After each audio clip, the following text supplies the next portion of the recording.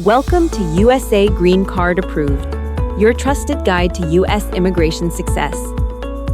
Looking to get a U.S. green card? Whether you're applying through family, work, as an international student, a religious worker, or as a victim of abuse under VAWA, we share clear information, real stories, and step-by-step help made for you. We simplify the process and equip you with information approval of your green card. Subscribe now. Your journey starts here. Okay, hello everyone. Welcome to my YouTube channel, NIW Approved, where we help to provide information for your immigration transformation.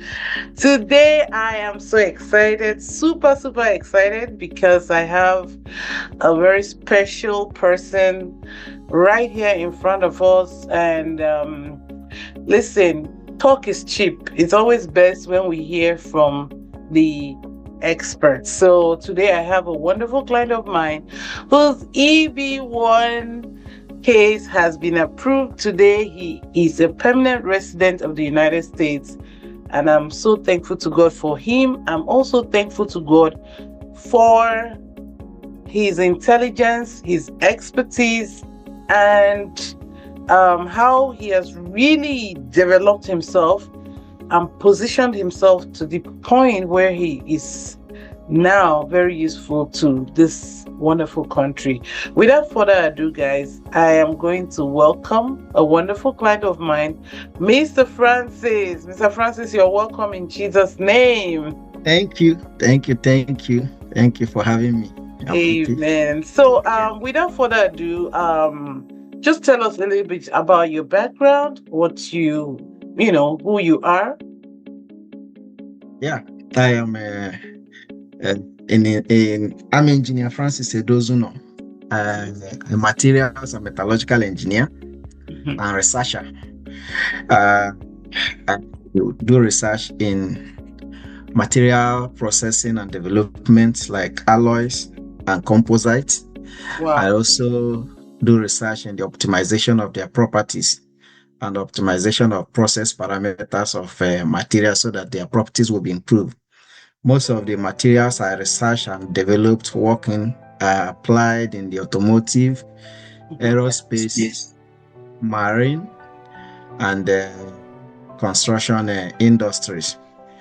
And that's what I do. I can actually say that I'm a research enthusiast. Thank you. Wow. So thank you very much.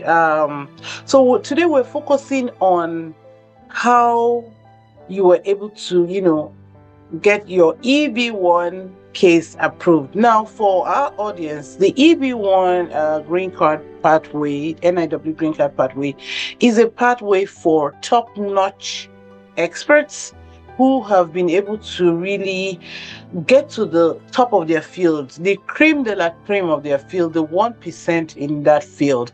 And you contacted my law firm to help you put together this case, and I'm very happy to say that by the grace of God that case has been approved, and today Mr. Francis is a permanent resident of the United States. Congratulations for this wonderful achievement. Now tell us about what motivated you to go this pathway, like the EB-1. Why not the EB-2? Yeah, they say the knowledge is power. And people put it this way, that applied knowledge is power.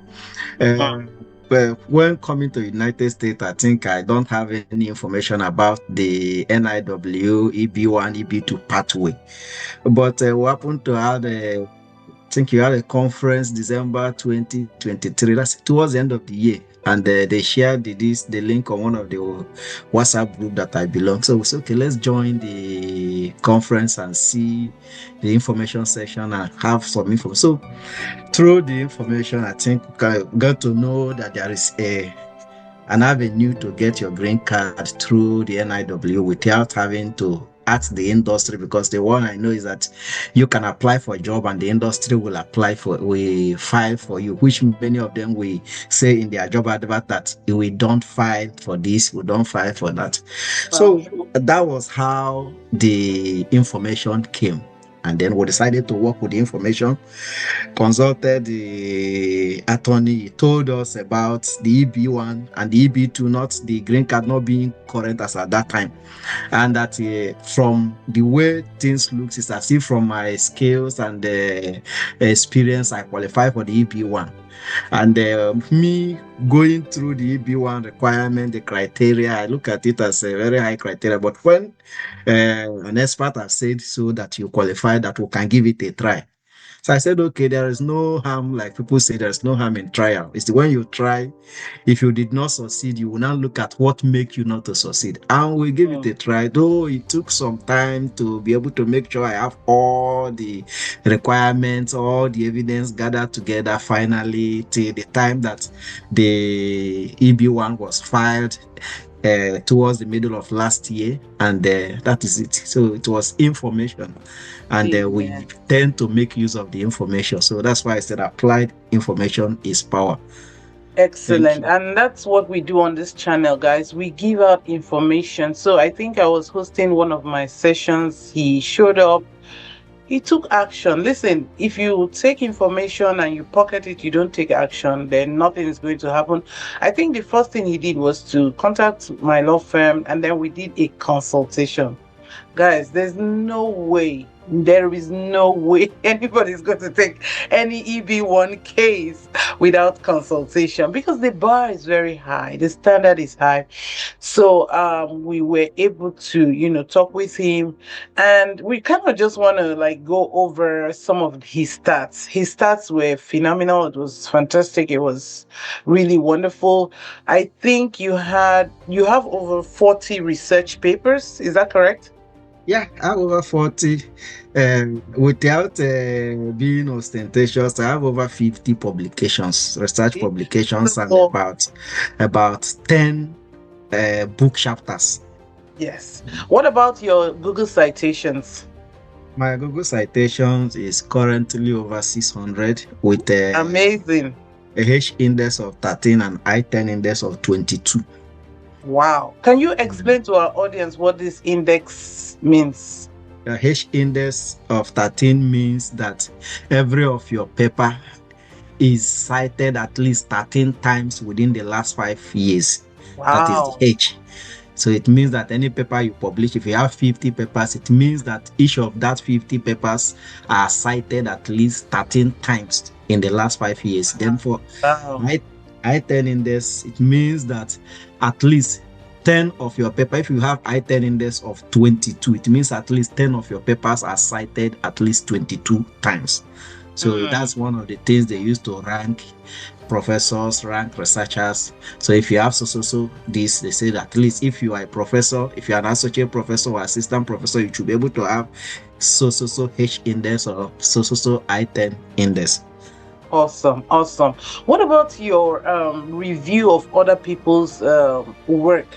Like published work, people's work. Tell us about that, because you had so many invitations, so many academics.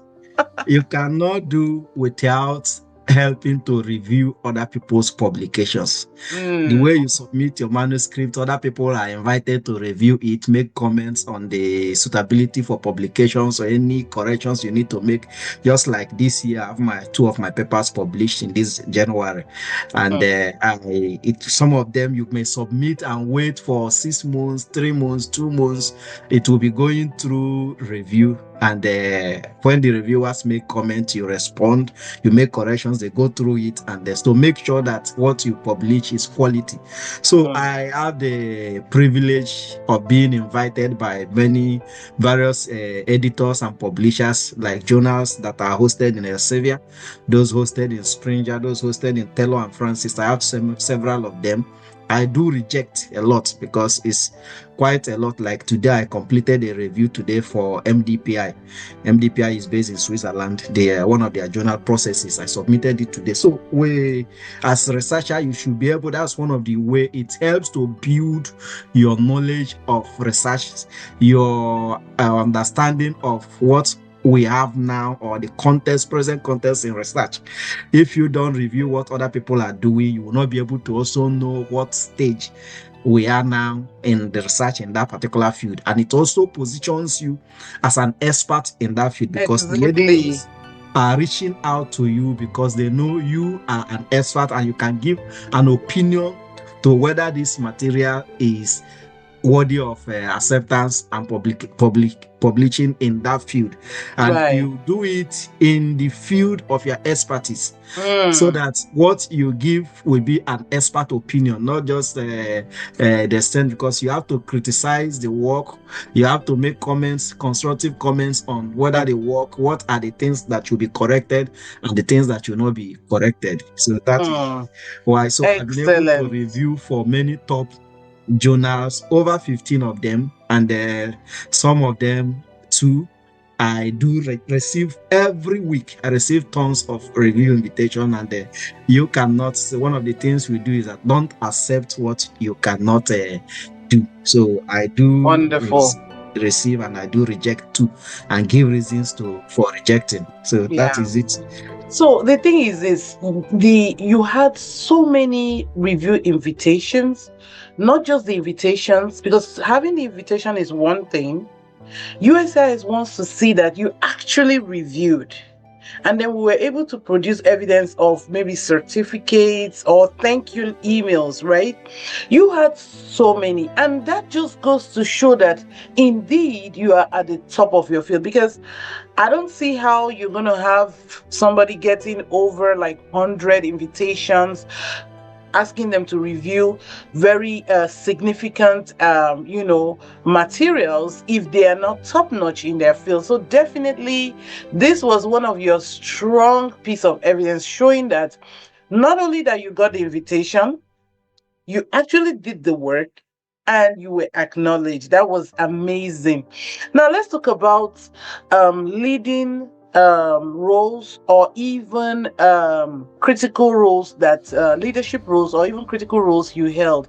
I do remember, because I know you're a professor in your country back home, one of the roles that was really outstanding to me was when they sent a letter to you saying that they were appointing you as chairman of a committee in your department to work on the curriculum for experts in your field. And we really use the word chairman because the literal meaning of somebody who's a chairperson is a leadership role on the face of it. So on the face of it, the word chairman showed that you were holding a leadership role. But beyond the title on that letter, tell us some of the things you did as a leader.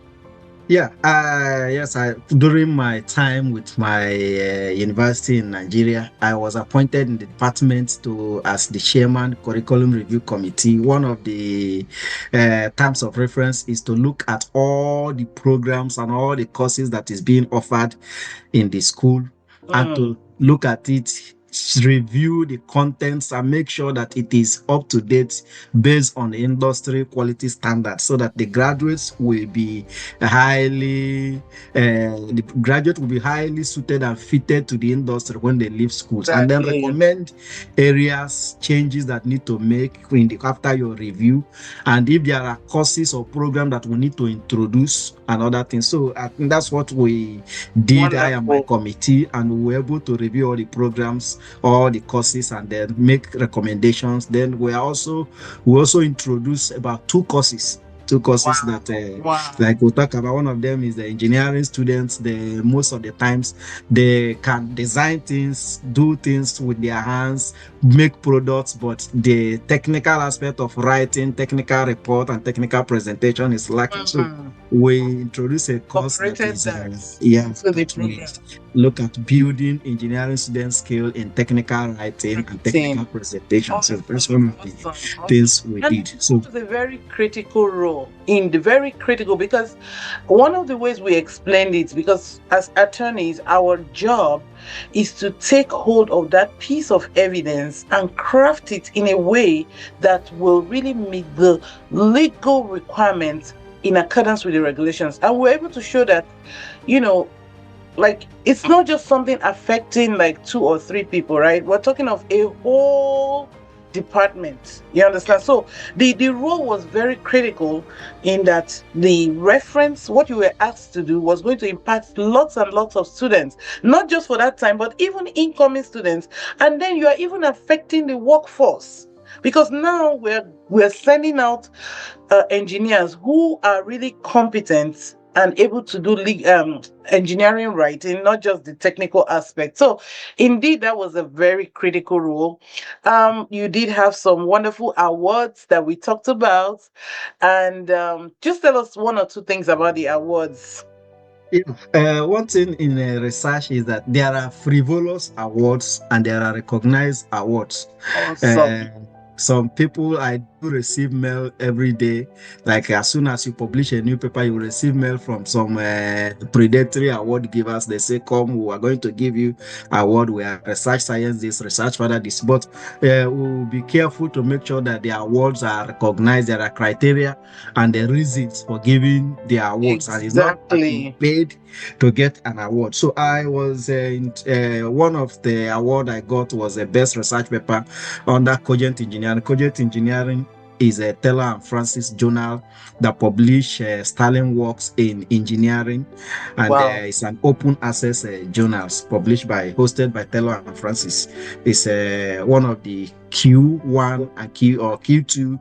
Q2 is a ranking of journal, one of the Q1 and Q2 journals in engineering and general engineering.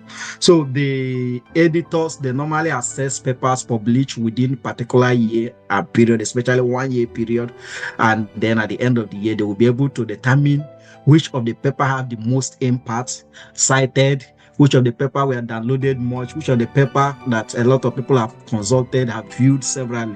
So based on that, they will be able to give award that this is the best paper in this field. And one of my paper was awarded the best paper in materials engineering because of the impact in engineering.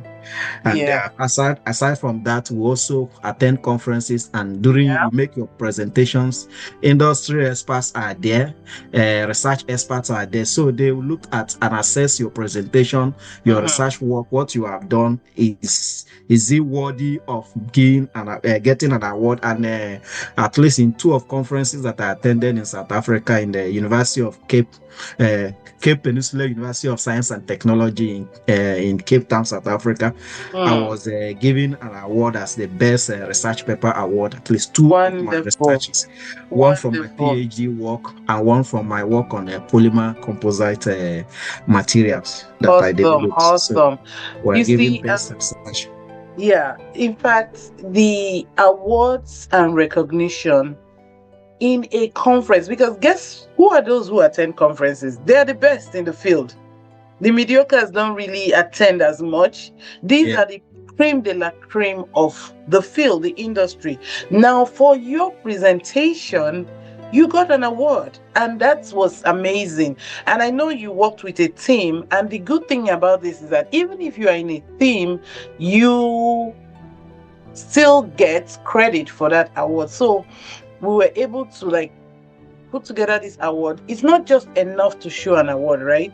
You want to show how did this person get the award? What was the criteria, right? So this was a competition and everything. And at the end of the day, hey, you were rocking it in that area. So we put together the award. And then there was this authorship requirement as well. So you said you had books, you had authored. We talked about the books and of course your research. Tell us a little bit about these books.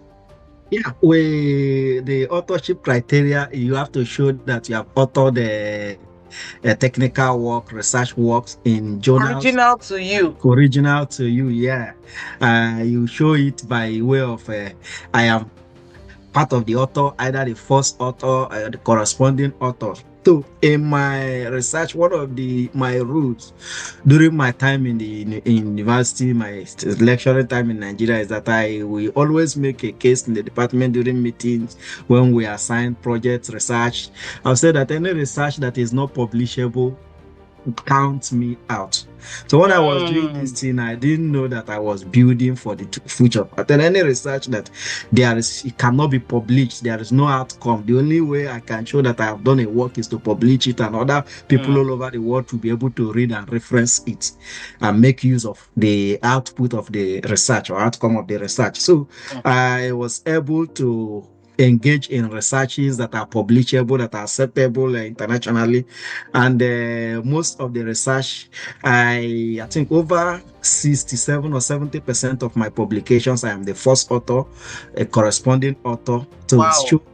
I spearheaded, I led. So most of the research I conceive, there is what we call credit authorship. I normally conceive the research, the proposal, and then the methodology, everything. And then you can now have members of the team who carry out experiments, who join in analysis, who join in writing and reviewing the writing, and then who join in other software aspect of the research. And that's why you have a team. And then my ability to manage or lead a cross-functional team is also one of the things that helped me, because in research you collaborate. You don't do research alone. There are some parts, like some softwares that I don't know how to use. I can consult other people that know how to use it. Then we implement it in the research that I have done, and we become part of the team. So that's one of the things that I've done. Then in the area of writing of book chapters are normally experts in fields, or editors, book editors. They send out topics of books they want to write, proposal, and invite authors that can write different chapters who are experts in the field. So most of the books that I've contributed chapters to, I was invited to contribute chapter to it, and then I did. And when you did, it also go through review.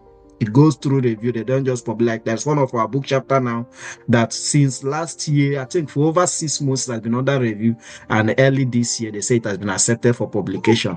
Wow. I'm so proud of you, honestly. You really, I mean, who would not say you are at the top of your field? Now, there's something that's very interesting with regards to your contribution, right? They want to see original contributions. They want to see significant contributions. So you are a material science expert. You deal with lightweight materials that could be used in aerospace, automobile, marine industry. So what was the significant contribution that you were bringing to the table that we had to show USCIS? Can you just very briefly, I know this is your field, don't go too deep. Okay, briefly, let me just pinpoint just one particular aspect. We'll talk about processing of composite materials. Composites is like you bring a base material that you already know. Maybe you bring an aluminum alloy that is used for aeroplane and vehicle frames. Let me bring it up. Then you said this has made the vehicle or the airplane to be heavy. What can we do to reduce the weight? Reducing the weight of the vehicle or the airplane will make it to consume less fuel. The braking application of brake will be easier for a vehicle that unlike one that is heavier. So, and it will consume less energy or less fuel, and then it will also generate less waste. So one of the things we do is to add reinforcement, add other materials to the alloy, make it lighter, and then still retain the strength. So that's one of the things you do. And one aspect I surveyed was use of agro waste materials, whether it is marine waste, whether it is agricultural waste, crop waste, use of this waste, processing them into useful value, and then applying them or joining them with the base materials like metals, alloys, and then like polymer matrix. joining them together to produce another material that is lightweight but strong, which Yeah. can also be used or integrated or replace that particular part in an aircraft or in an automobile. And in that case, you have solved two problems. You have reduced the problem of the waste, the agricultural waste residue being a problem. Exactly. And then you have also reduced the problem, solved the problem of making vehicles, More automobiles, efficient. to be more efficient, lightweight, and strong. And in that case, Excellent. you have solved two sponge problems. That's what Wow. that was what my endeavor that I put forward, that this is what I've been doing and that's what I intend to continue doing in the United States. Excellent. And guess what? By solving the problem of waste, look at the issue of even climate change, right? Rather than leaving all these materials dumped there, now you're solving the problem of climate change. The pollution is reduced. You're making transportation more efficient, because that's the impact of your work, right? Yeah, if we can get these planes to fly faster, not being heavy, then of course you are enabling transportation here in the United States. And of course, look at the issue of climate change, trying to reduce the green gas and all that. That's significant and substantial benefit that you're bringing to the table. And these were some of the arguments that we actually used for the case, and it was just a very interesting case. And then of course we needed to also to show that you had the intention to really continue with that work. Guess what? If there's anybody who I know is so passionate about your field, wanting to make a difference in aerospace, you are the number one person.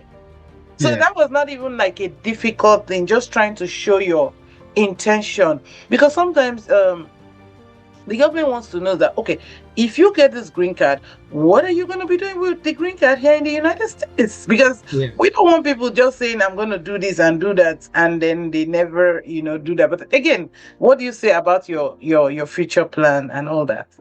Yeah, I'm already working towards that. The future is to get into the R&D, either R&D in the industry or R&D in the academia, and they make to keep on developing and improving materials that are smart, materials that are efficient and effective, materials that will reduce the carbon footprint in the society.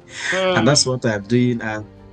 I've already started reaching out to the industries that have, especially in the aerospace, at least where I am now in the United States. We have a couple of aerospace industries. Like it is the one of the things that happens is that you must have green card or you're a citizen for you to work in those places based on DOD requirements, because there are certain security clearances that they require for those technologies. And I think I've been in. I did an interview today too. I had an interview with R&D in the industry. They do manufacture parts. Oh my goodness! Parts for aerospace, parts for semiconductor industry, lightweight. I am so excited. I like the opportunity because it was a research materials engineer in an industry. And I just hoping that at the end of the process, they will be able to call me back. And then I've also started applying to other places that is geared towards my area of interest and endeavor. Wow. I'm hoping that this year is going to be a great year. It's been a beautiful year, Mr. Francis. Yeah. I mean, just walking through the entire process, we put in this application. And guys, to be honest, just gathering the paperwork is a lot. Let's not just kid ourselves. I mean, this is like your entire career, right? This is your entire education. And for some persons, they come into the United States, they don't even have all these things in mind. They don't know about it, right? Now they know about it. They know how to contact their country, contact past employees, get letters of recommendation, the whole process of just like gathering the documents. I mean, in a very short sentence, what was that process like for you, just gathering the paperwork? Yeah, that process requires patience. That process requires patience, because along the line, if you are not patient, if you are not persevering, if you are not diligent, you will give up. Right. I know I could also remember the process of pursuing recommenders and experts for their opinion. Right. I know some of them that you never get response from them, and then some of them that you get response that are not encouraging, and some of them that Right. your response will take time, months to come, and you keep writing reminders. And then this is unlike I am not in Nigeria now. Some of the past evidence I have to gather them using people that are in Nigeria, asking them to go Wow. check this place, and they It's get a me lot. this. It's Yeah, so some a of lot. them that they tried, they couldn't get. I would say, okay, just why can't we leave this? Is there any other way that we can do this? So it really took time to gather this. Now, like I said, it required diligence, And and patience. at least But whatever anybody is doing now, keep evidence. You did right. this. There is right documentary.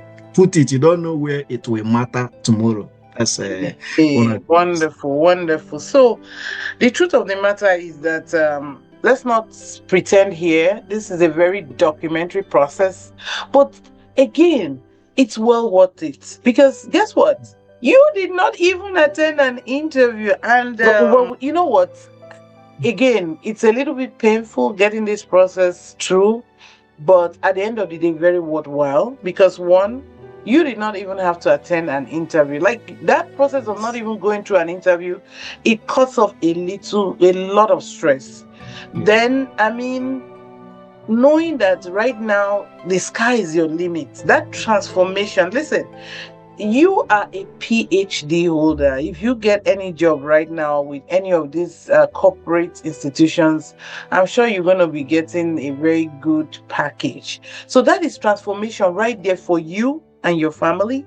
And then even that career satisfaction that I'm in the United States, I can now contribute to aerospace, I can contribute to the marine industry, I can contribute to transportation, or even just improve materials as a scientist, or even go to the academia, right?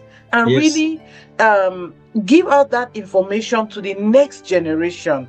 So it's well worth it, very well worth it. And it was just such a pleasure working on the case, because you know that when we did this consultation, I was really, again, I'm not going to say 100%, I'm not the one that approved this case, but looking at the credentials, you knew that this guy was, knocking out everything. He had the scientific contributions, leadership position, and you were just doing this thing as a professional, right? You didn't even know about the It's not that I'm preparing it's for not like you were NIW. doing it, you did it because you were climbing that career ladder in your field. And here you are today in the United States. You are now a permanent resident. That's awesome. Wow. How do you feel like when you woke up in the morning and you were told that your case has been approved? How did you did you feel some kind of lightness? You are a lightweight material. I think I feel lighter. Lighter. I feel lighter because wonderful. Why do I say I feel lighter? When I share the testimony with some of the leaders and the church, I will say, you just came into this country not quite long. This is what people have taken time. Yeah. And then it's not that you got it, it also just in splits, just few months, within split of time, you were able to get it. That this is actually very awesome. So it's something when did we submit the case? I think it was in June or July. In June, around middle of June. 2024, right? Yeah, middle of June 2024. Just February, less than a year. Yeah. Oh my God, Father, we say thank you. This is beautiful. Thank you. I'm just so grateful to God because believe you me, this is the doing of God. We give Him all the glory. Yes. I'm very, very happy for you. I'm happy for your family. Your original status was F2. Now you've moved, transformed from F2 to a permanent resident of the United States. Amen. We thank God. Thank you, Lord. Now, thank God.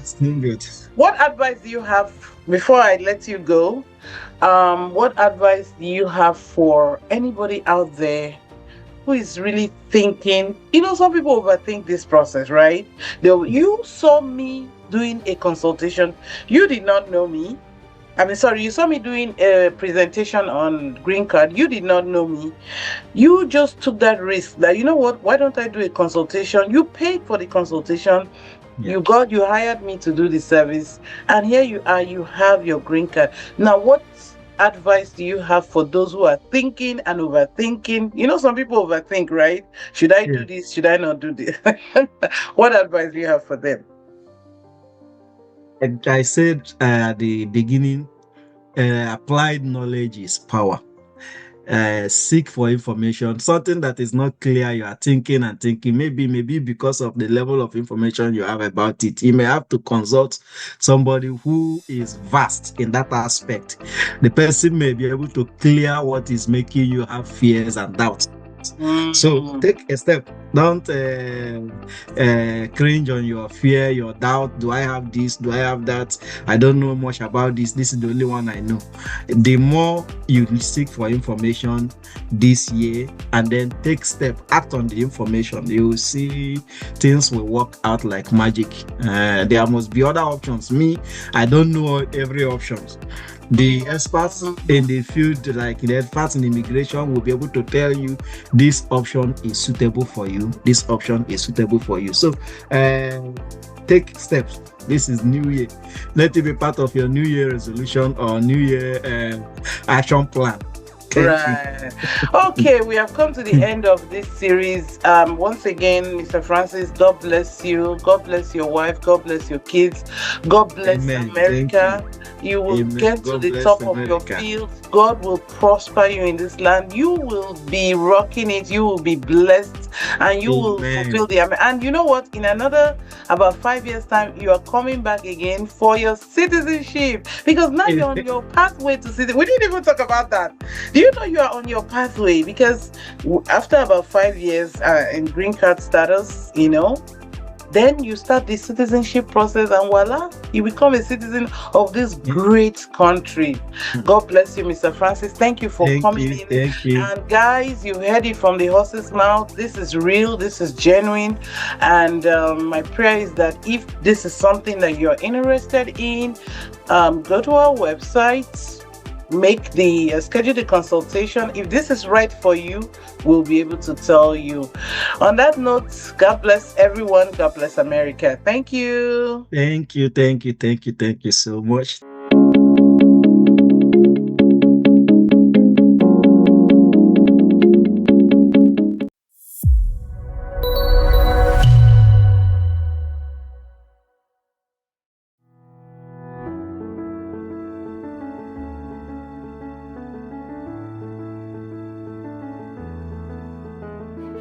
Hope you found valuable information today. At the Law Office of Gertrude Onuoha, we are committed to providing you with clear, useful information to help you on your immigration journey. But don't just take our word for it. Here's what some of our clients say. It was a great experience working with the Law Office of Gertrude Onuoha. She supported me all through my journey of getting my green card and was available to answer my questions. I will surely recommend her.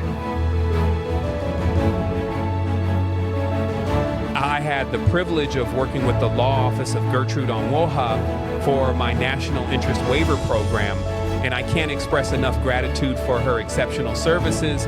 Thanks to her expertise, dedication, and strategic guidance, my NIW was approved smoothly and efficiently. I highly recommend her. I attended a Zoom conference hosted by attorney Gertrude Onuoha by chance. After hearing her detailed explanations and client testimonials, I consulted with her. Despite my uncommon research field, she and her team took the time to understand every detail.